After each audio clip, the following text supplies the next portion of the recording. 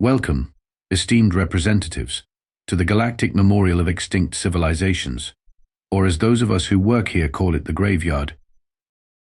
Vex Thorn's voice echoed across the cavernous entrance hall, bouncing off ancient artifacts suspended in preservation fields. The collection of new galactic councillors huddled together, their various appendages clutching orientation tablets as they gazed wide-eyed or wide-sensory organ equivalent at the sprawling museum before them. My name is Curator Vex Thorn. I'll be your guide through this cosmic catastrophe catalogue. Please keep all tentacles, pseudopods, and quantum consciousnesses within your designated corporeal boundaries at all times. Vex slithered forward on his gravity disk, the iridescent scales along his serpentine body catching the light from the holographic displays. A Draconid from the Serpent's cluster. He'd been the head archaeologist at the graveyard for over 200 cycles, long enough to develop the perfect blend of scholarly expertise and soul-crushing cynicism. Before we proceed, I should warn you that what you're about to witness may disturb those of you with more than 3 emotional processing centers. The graveyard contains the largest collection of civilization-ending artifacts in the known universe. A Luminar diplomat raised a glowing appendage, its light pulsing in the communication pattern of their species. Forgive my interruption, Curator Thorn, but I was led to believe this was a historical archive of naturally occurring extinction events. A common misconception, Vex replied, his forked tongue flickering in amusement. While natural disasters certainly claimed their fair share of developing species, approximately 87% of civilization collapses documented in this facility can be attributed to a single causative agent. The group exchanged nervous glances or pheromonal signals, or telepathic anxiety bursts, depending on their species. Follow me to the main exhibition hall, Vex continued, gliding toward a set of massive doors that parted with an ominous hiss. The hall beyond defied comprehension. It extended for kilometers in every direction, with artifacts floating in preservation fields organized by galactic quadrant and timestamp. Fragments of once mighty warships hung suspended next to the charred remains of planetary defense systems. Pieces of shattered worlds orbited around holographic reconstructions of their former glory. This, Vex announced with practiced dramatic flair, is what remains of 2,743 distinct spacefaring civilizations, each of which achieved interstellar travel, developed unique cultural identities, and then promptly ceased to exist. A quantum polymorph councillor phased partially through the floor in distress before regaining composure. All these civilizations destroyed by what? Some kind of superweapon? A malevolent empire? Worse, Vex replied, his scales darkening with what might have been amusement. They were destroyed by a bipedal species from a backwater planet in an unremarkable spiral arm. A species that, by all scientific metrics, should have extinguished itself long before achieving spaceflight. He slithered to a central display, where a life-sized hologram rotated slowly. The creature stood on 2 legs, with 2 arms, a rounded head atop a vulnerable neck, and an unsettling lack of protective exoskeleton. This, councillors, is a human. The most catastrophically dangerous species the galaxy has ever known. The representatives recoiled collectively. But how? Demanded a crystalline entity from the obsidian concordat. They appear so fragile. That, Vex said, his voice dropping to a conspiratorial tone, is precisely what made them so deadly. Their fragility led to a unique evolutionary trait, pathological curiosity combined with reckless disregard for consequences. He gestured broadly at the surrounding exhibits. Every civilization represented in this museum, every shattered homeworld, every extinct species, every technological apocalypse can be traced back to human intervention. And the most ironic part, humans themselves went extinct approximately 300 cycles ago. They managed to annihilate themselves along with everyone else. But surely not all these disasters were intentional, asked a neural cloud representative, its containment field pulsing with skepticism. Intention is irrelevant when the result is extinction, Vex replied. But to answer your question, no, humans rarely set out to destroy civilizations. They were, by most accounts, attempting to help. Their assistance was simply catastrophic. Vex slithered to a nearby display showing what appeared to be an ordinary rock. This unremarkable pebble, the last remaining fragment of the 11th moon of Andoria, home to the celestial harmonizers, a species that communicated exclusively through gravitational waves. Their entire solar system collapsed into a singularity after a human physicist tried to improve their planetary gravity stabilizers. He moved to another exhibit featuring a scorched piece of metal. And this? Part of the containment chamber for the eternal flame of Zorax Prime. A human diplomat accidentally extinguished it while attempting to toast a food substance called a marshmallow. The resulting religious civil war rendered their species extinct within a decade. The tour group stared in horror at the endless expanse of artifacts, each representing an apocalypse. But enough general introduction, Vex announced, his scales shifting to a more formal pattern. Let us begin our journey chronologically with humanity's first catastrophic encounter with alien life. A moment that should have warned us all of what was to come. The year was 2157 by the human calendar. Vex began, leading the council members to a new wing of the museum. Humanity had just developed rudimentary faster than light travel, a miracle considering they were still using combustion engines on their planetary vehicles. Above them, a massive holographic display showed a primitive human spacecraft, all exposed struts and inelegant welding, approaching a sleek, crystalline vessel. The Melnoran scientific vessel Eternal Serenity was conducting routine stellar cartography in what humans called the Alpha Centauri system when they detected an unregistered energy signature.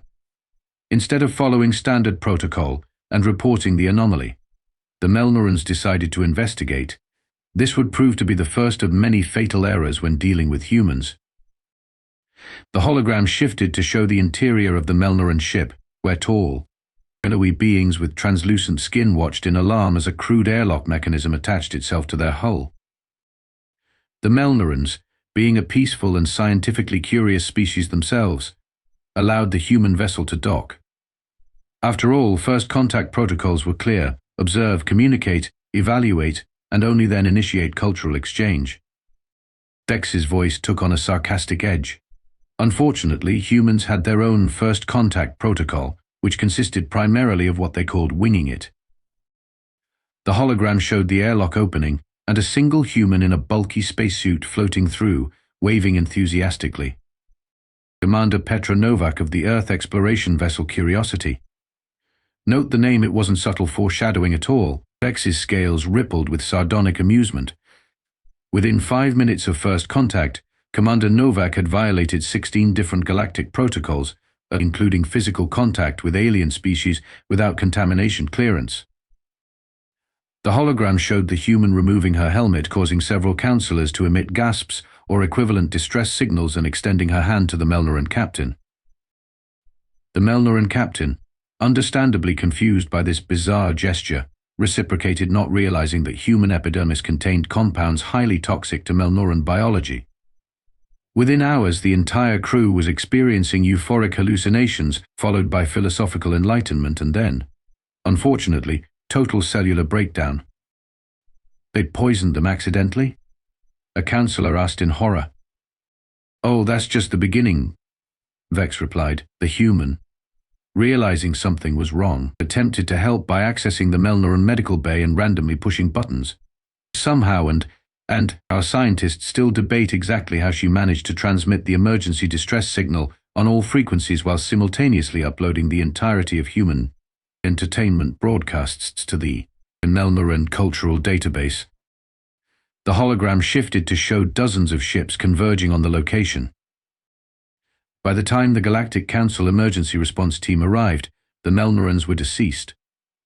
But 17 different species had already downloaded and begun watching human television, particularly something called reality shows. 3 of those civilizations abandoned their technological pursuits to focus on reproducing these programs, eventually devolving into pre-industrial societies obsessed with something called the Bachelor. Vex slithered to the next display, showing a montage of human ships making contact with various alien civilizations. Instead of quarantining this clearly dangerous species, the Galactic Council made another fatal error. They became intrigued.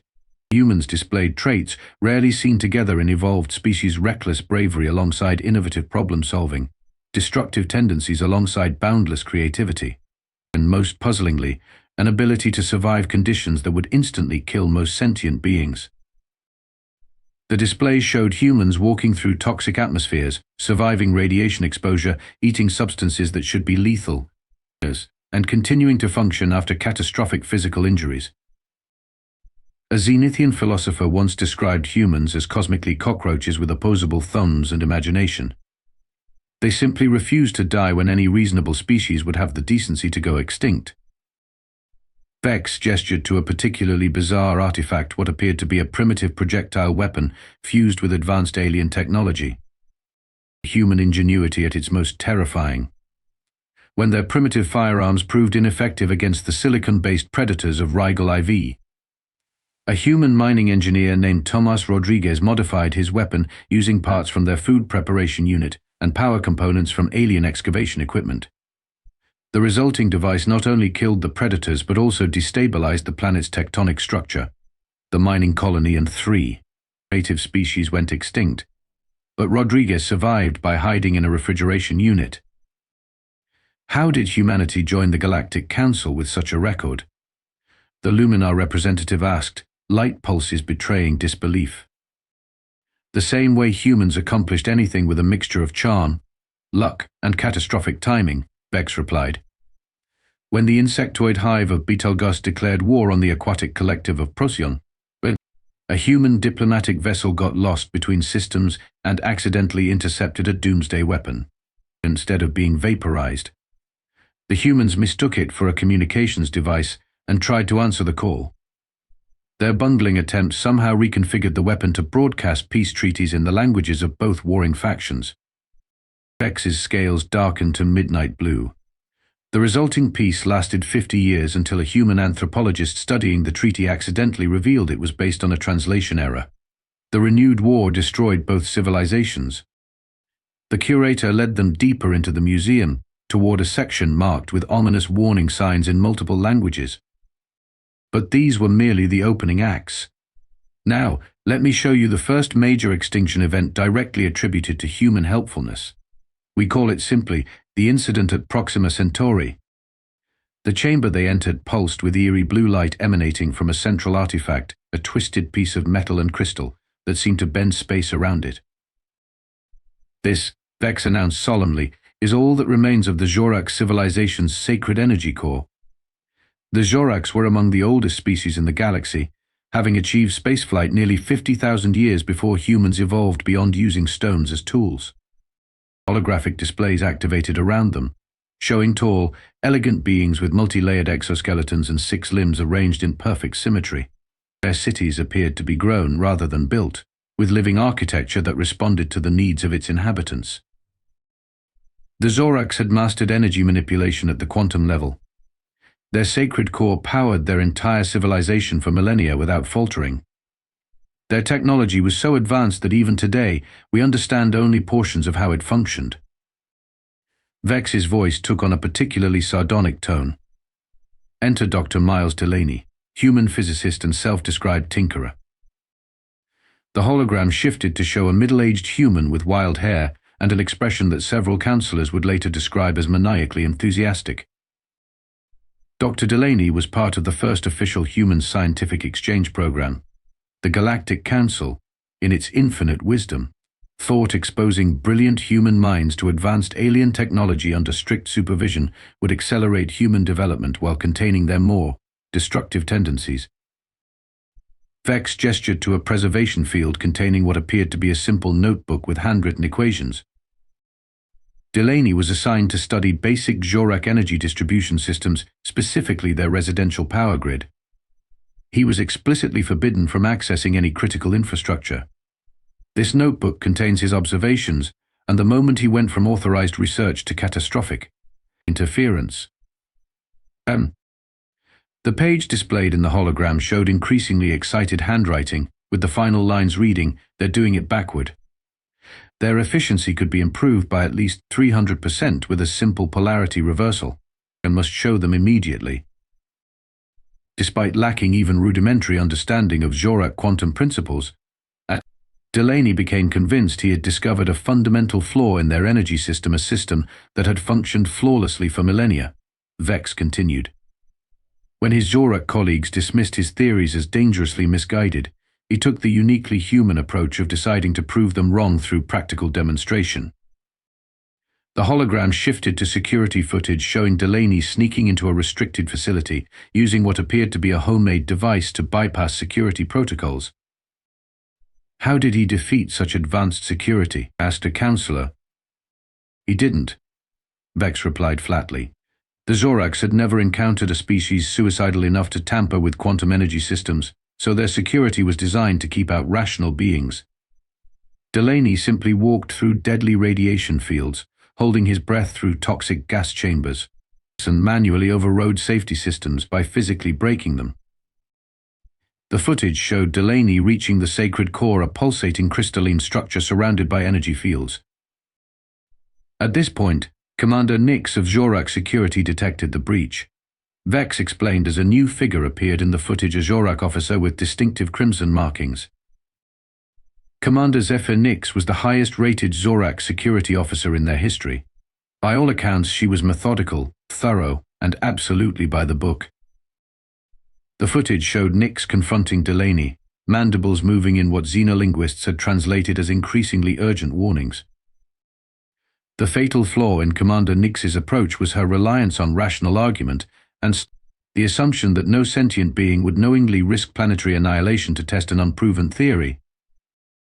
In the recording, Delaney appeared to be attempting to explain something with enthusiastic gestures while Nix positioned herself between him and the core.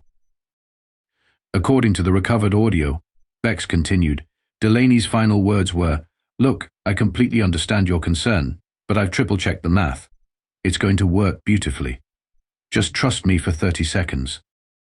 The hologram showed Delaney lunging past Nix and connecting his device to the core. For a moment, the energy patterns shifted, seeming to stabilize into a more efficient configuration. For exactly 4.3 seconds, Delaney was correct. The core's efficiency increased dramatically. The hologram then showed the energy patterns destabilizing, tendrils of quantum fire erupting in all directions. And then, as the Zorak scientists had predicted, the incompatible energy patterns created a cascading quantum failure. Delaney had essentially introduced a paradox into a system that operated on absolute quantum certainty. The footage ended with Nix tackling Delaney and shoving him into an emergency teleportation pod moments before the facility erupted in blinding light. The resulting quantum detonation converted 60% of the Zorak homeworld's mass into energy. The civilization that had thrived for 50,000 years was extinguished in less than a minute. Vex slithered to another display, showing the aftermath, a shattered planetary remnant surrounded by debris. Ironically, both Delaney and Commander Nix survived. The emergency teleportation system deposited them on a Zorak colony world. According to historical records, Commander Nix's first action upon regaining consciousness was to place Delaney under arrest for genocide. His response was, and I quote directly from the transcript, "Fair enough, but did you see how efficiently it ran before it exploded?" Several counselors emitted sounds of disbelief or disgust. Following the Proxima Centauri incident, the Galactic Council finally recognized the true danger humans posed. Vex continued. Efforts were made to restrict human access to advanced technology and limit their expansion. Unfortunately, these efforts coincided with what humans called their diplomatic phase. Vex's scales rippled in what might have been the Draconid equivalent of a cynical chuckle. In human terms, they decided that if they couldn't outmuscle the galaxy, they would charm it instead. The Council, believing this represented evolutionary progress, allowed a human diplomatic corps to form. This brings us to our next catastrophe, which began with the best of intentions, a diplomatic solution. The museum's diplomatic wing featured an elegant reception chamber reconstructed from the Galactic Council's former headquarters on Orion Prime. Holographic delegates from dozens of species stood frozen in eternal deliberation around a circular table. Following the Proxima Centauri disaster, humanity faced potential quarantine or even preemptive extinction, Vex explained. The Emergency Council convened to determine whether humans could be safely integrated into galactic society or if more drastic measures were necessary. He gestured to a small, unassuming figure standing at the center of the council chamber, a human woman in formal attire. Enter Ambassador Elara Reed, humanity's last hope for galactic acceptance. Selected for her exceptional diplomatic skills and cultural sensitivity, Reed had a remarkable talent for finding common ground between conflicting perspectives. The hologram animated, showing Reed addressing the council with passionate gestures and an expression of earnest sincerity. What made Reed exceptional among humans was her genuine respect for alien cultures and her ability to actually follow protocols most of the time, Vex continued. She successfully argued that humanity's unique evolutionary path had created a species that, while dangerously unpredictable, also possessed valuable traits, adaptability, deep creativity, and a particular genius for solving problems that more logical species found insurmountable. The Luminar Councilor's light patterns shifted skeptically. How could she possibly defend the Proxima Centauri incident? She didn't, Vex replied. Instead, she proposed the supervised integration protocol. Humans would be allowed limited participation in galactic affairs, but always under the supervision of more established species. Human innovation would be channeled through rigorous review processes before implementation. The hologram showed the council voting, with a narrow majority approving Reed's proposal. For nearly 20 years, the protocol appeared to work. Human diplomatic teams, always paired with alien supervisors, helped resolve several long-standing conflicts. Their irrational approaches sometimes provided solutions that logical species couldn't conceive. Vex slithered to another display showing Reed mediating between two distinctly different species crystalline entities facing amorphous gas beings. The solid-state plasma war had raged for centuries between the Crystal Collective and the Nebula Consciousness. Conventional diplomatic approaches failed because the two species literally couldn't perceive reality the same way. Reed's solution was to create a shared virtual environment where both species could interact on equal terms. The resulting peace treaty ended a 1,000-year conflict overnight. The display shifted to show Reed receiving accolades from various galactic leaders. Ambassador Reed's successes led to dangerous overconfidence in human diplomatic capabilities. The Council began deploying human diplomats to increasingly sensitive situations, often with minimal supervision. This inevitable oversight led to what historians now call the handshake incident. Vex guided the group to a sealed containment unit holding what appeared to be a preserved human hand. The Myriad Collective was a hive mind species that communicated through bioelectric fields generated by specialized touch organs. Their civilization spanned 27 systems, with each individual connected to the collective consciousness regardless of physical distance. The hologram showed beings that resembled translucent jellyfish floating in formation, pulses of light passing between them. When the Myriad requested diplomatic relations with humans, Ambassador Reed personally led the delegation. She had thoroughly studied their biology and culture and understood their touch-based communication system. Vex's voice took on a particularly dry quality. What she failed to appreciate was that human epidermal cells contain trace elements that, when exposed to the Myriad's bioelectric field, create a cascading neural overflow, something akin to what humans might call an information overdose. The hologram showed Reed approaching the Myriad representatives, extending her hand in the human greeting gesture. Reed had specifically instructed her team not to initiate physical contact. However, when the Myriad representative extended a tentacle in greeting, her human cultural reflexes overrode her diplomatic training. She reached out and shook the offered appendage. The footage showed a flash of light spreading from the point of contact, racing through the Myriad representatives and beyond. The resulting neural shock propagated through the entire Myriad collective consciousness at faster than light speeds. 27 billion connected minds simultaneously experienced every human emotion, memory, and cultural reference from Reed's consciousness. Was it fatal? Asked a counselor. Not immediately, Vex replied. The Myriad survived the initial contact, but their collective consciousness was fundamentally altered. They became obsessed with human culture, particularly something called reality television and social media influencers. Within a decade, their civilization had abandoned its great works and philosophical pursuits to focus on creating content for imaginary followers. Their society collapsed into isolated groups endlessly performing bizarre challenges for approval from non-existent audiences. Vex gestured to a preserved myriad specimen, now dull and lifeless. The last surviving myriad was found surrounded by recording devices, attempting to document its consumption of toxic substances for something called views. The council representatives moved in uncomfortable silence as Vex led them deeper into the museum.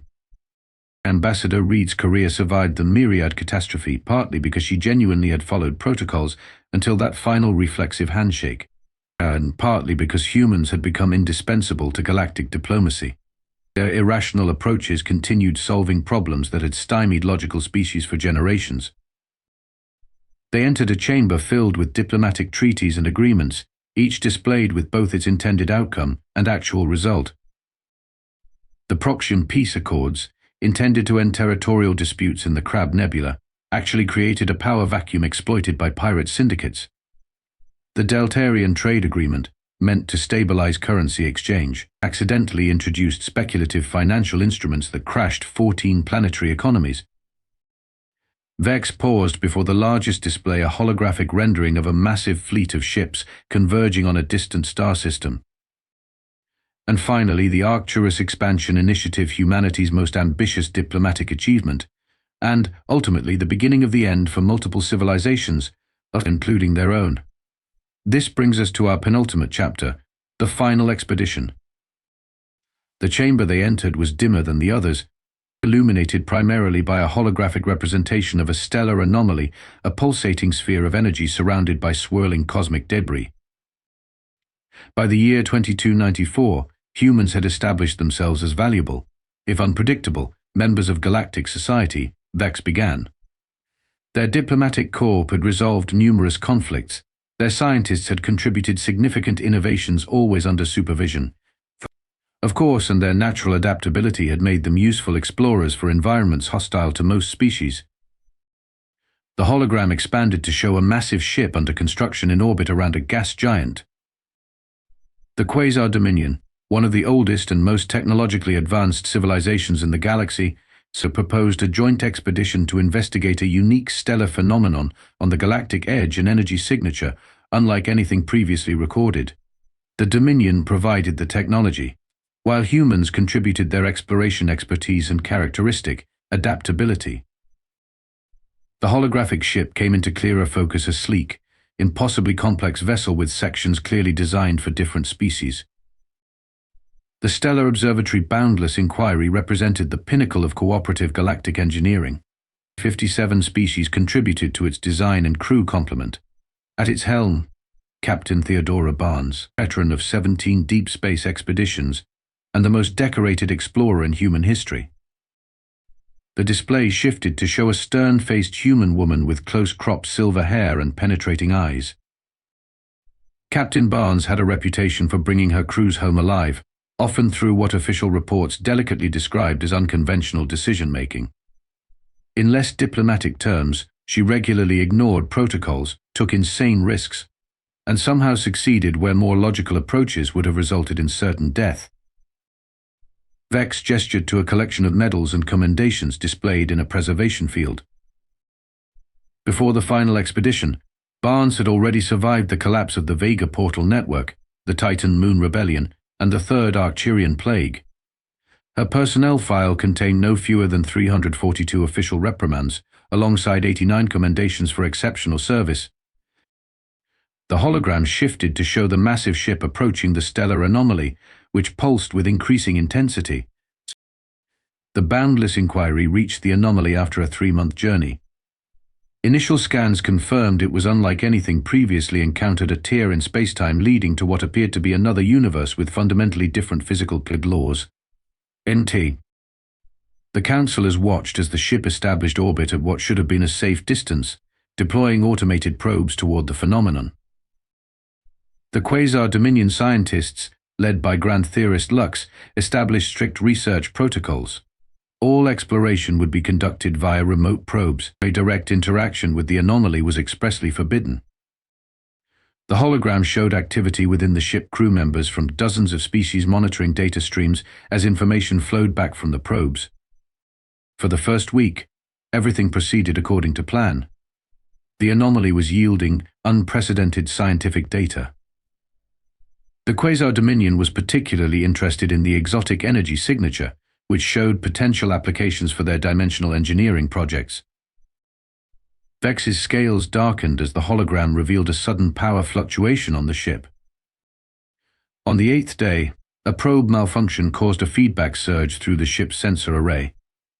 The surge disabled several critical systems, including the engine stabilizers.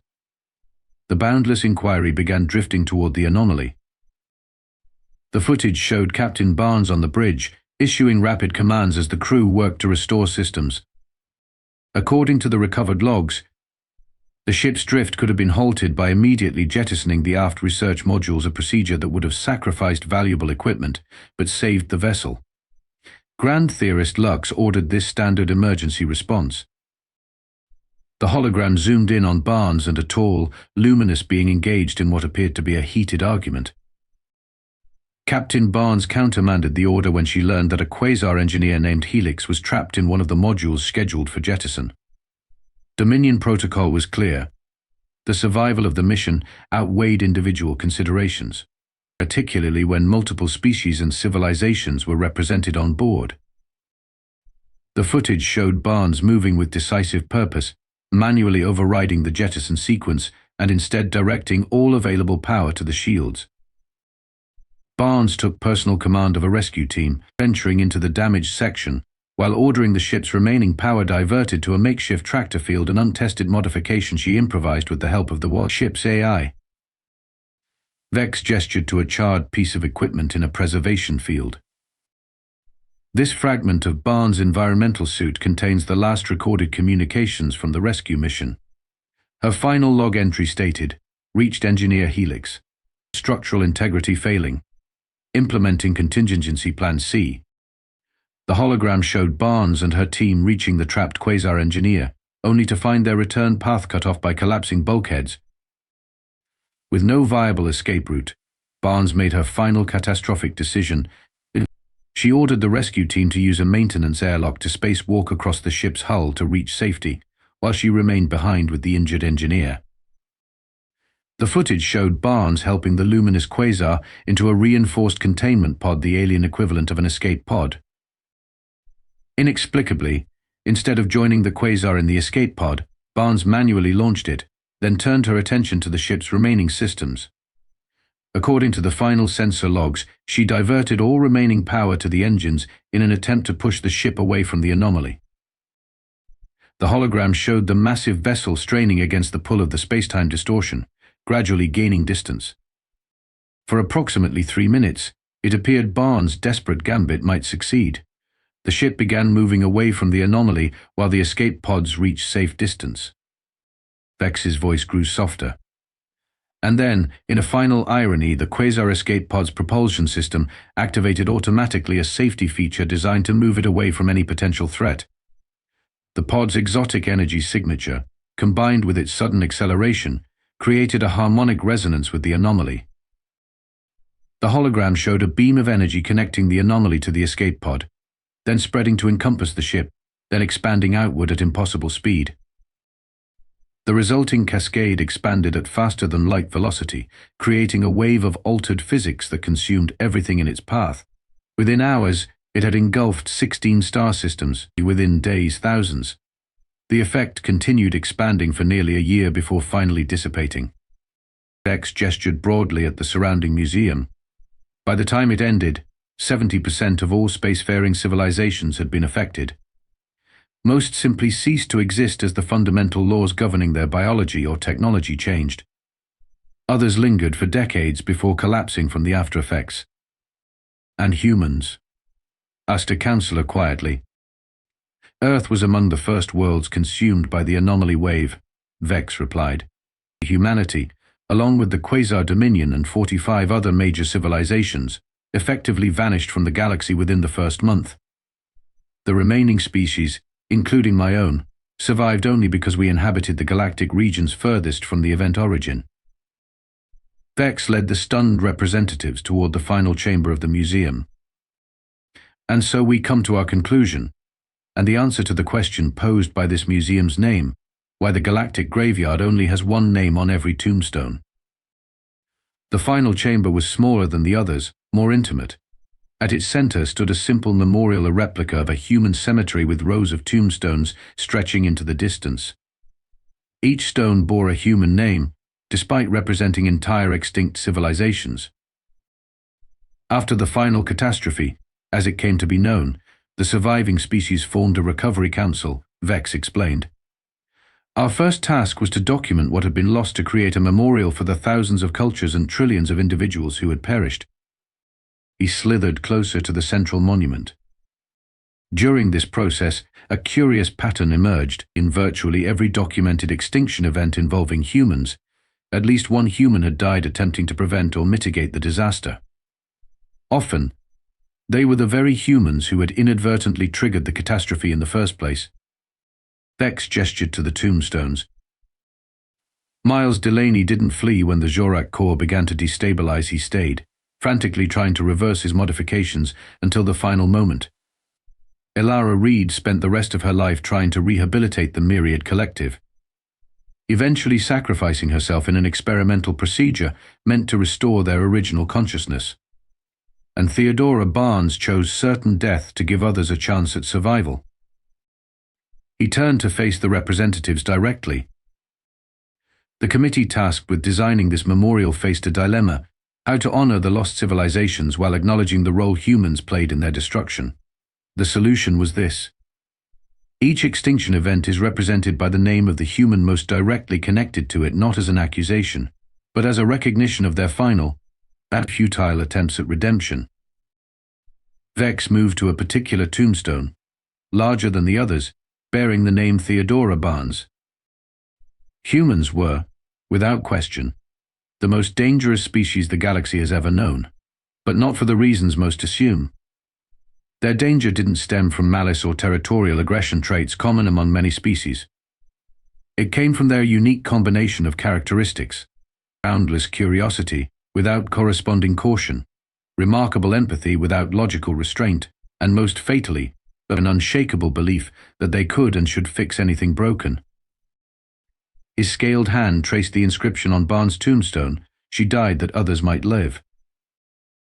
The final records from the Boundless inquiry included the ship's internal security footage. Captain Barnes knew returning to the bridge was futile. She knew the ship was doomed.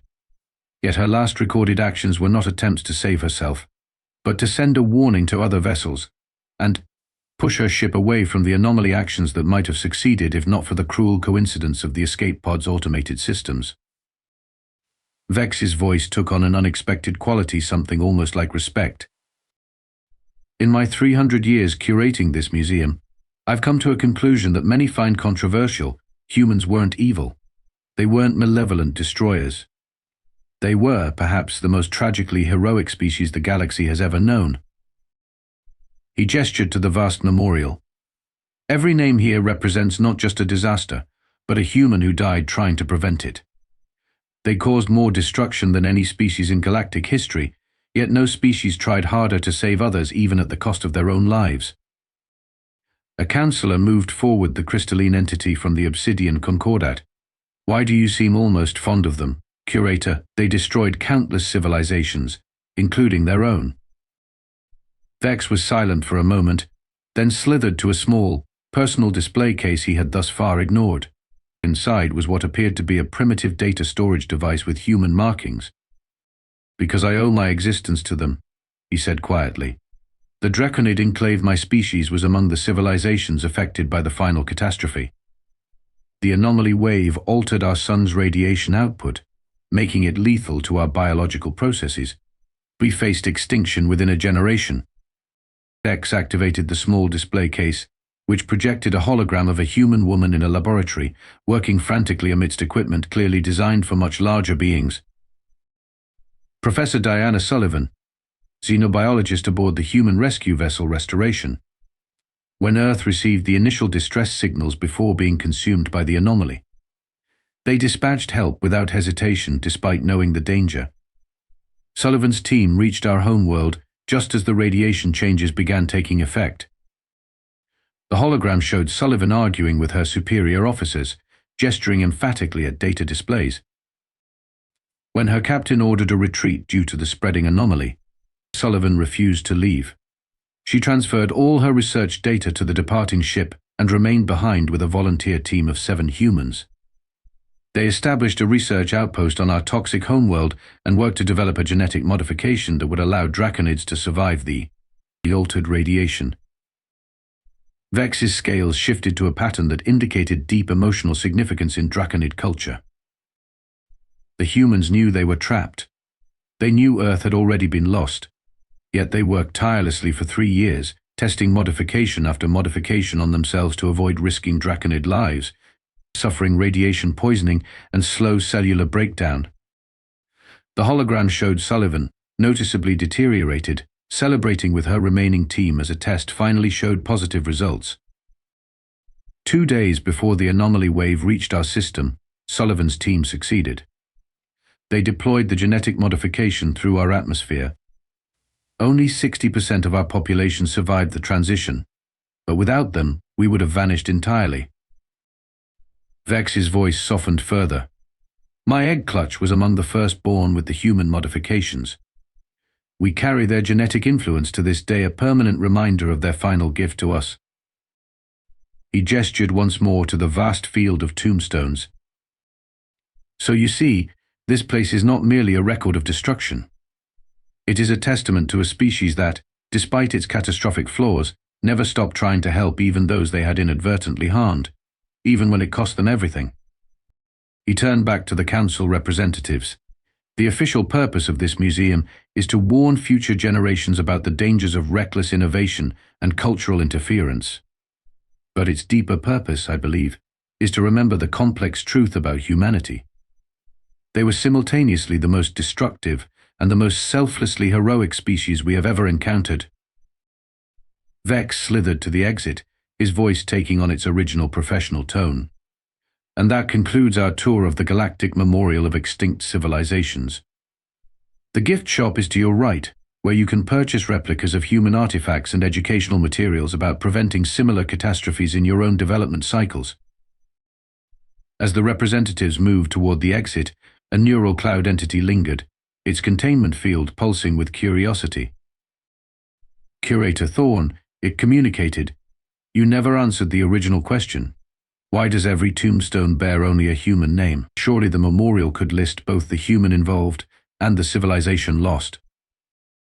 Vex's scales rippled in a pattern that might have been a smile. An excellent observation. The committee actually proposed exactly that design initially. He gestured back at the field of markers. But when we researched the human concept of a tombstone, we discovered something peculiar about their burial customs. Humans did not traditionally mark graves with lists of achievements or failures. They simply recorded a name, perhaps dates of existence, and occasionally a short sentiment about what that individual meant to others. Vex moved to Captain Barnes' tombstone once more. The committee found this practice oddly moving, the idea that in death, a being is remembered not for what they did, but for who they were. Each tombstone here bears a human name because, in the end, we chose to remember them as they might have remembered themselves, not as destroyers of worlds, but as individuals who tried, however catastrophically, to make the universe better. The neural cloud pulsed in what might have been understanding. There's an inscription in the foundation stone of this museum, Vex added, written in ancient human language. It translates roughly to, here lies humanity, they broke everything they touched and died trying to fix it. As the neural cloud drifted away, Vex remained beside Barnes' tombstones, his scaled hand resting lightly on its surface. For a moment his professional demeanor slipped, revealing something almost like affection. Rest well, catastrophic apes, he murmured in the empty chamber. The galaxy is much safer without you and infinitely more boring. In the quiet museum, surrounded by the remnants of 1,000 extinct civilizations, Vex Thorn, living legacy of humanity's final desperate act of heroism, began preparing for tomorrow's tour, ensuring that the most dangerous species the universe had ever known would never be forgotten.